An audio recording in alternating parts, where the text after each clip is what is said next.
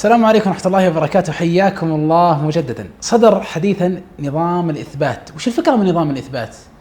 البعض يستفسر يقول ايش نظام الإثبات؟ يعني هل النظام أضاف شيء جديد؟ حذف أشياء قديمة؟ هل هو يتكلم في الإثباتات؟ طبعا في هذه الحلقة أنا لن أدخل في تفاصيل النظام، يعني المواد النظامية وشروحات بعض الفقرات وما هي الأمور التي أضافها النظام والأمور التي ألغاها النظام، لكن سأعطي موجز أو فكرة عن هذا النظام. وش المراد من هذا النظام؟ باختصار، نظام الإثبات الغرض من حصر وسائل الإثبات، وأن يكون هذا النظام هو المنهج والآلية المتبعة في الإثبات، سواء حينما تدخل في تعاقد أو اتفاق أو أي نوع من أنواع العلاقة التعاقدية مع أشخاص آخرين. كذلك طريقة نظر الدوائر القضائية لتلك الإثباتات، يعني النظام ركز على بعض الأمور وعلى بعض الإثباتات والأدلة، وكذلك بعض الأدلة أو بعض الإثباتات جعل لها ضوابط وقيود. يعني من ضمن الأدلة التي ركز عليها النظام الأدلة الإلكترونية، أعطاها النظام قوة وتكلم عنها في بعض الفقرات أو بعض المواد في هذا النظام. كذلك من ضمن الأمور التي قيدها النظام الشهادة، فليس كل شيء تقبل فيه الشهادة، لابد الشهادة أن تكون وفق ضوابط معينة بناء عليها تقبل الشهادة، أما فيما سوى تلك الضوابط فتكون الشهادة محل نظر الدائرة القضائية وفقا لما جاء في نظام الإثبات. كذلك ركز النظام على الكتابة.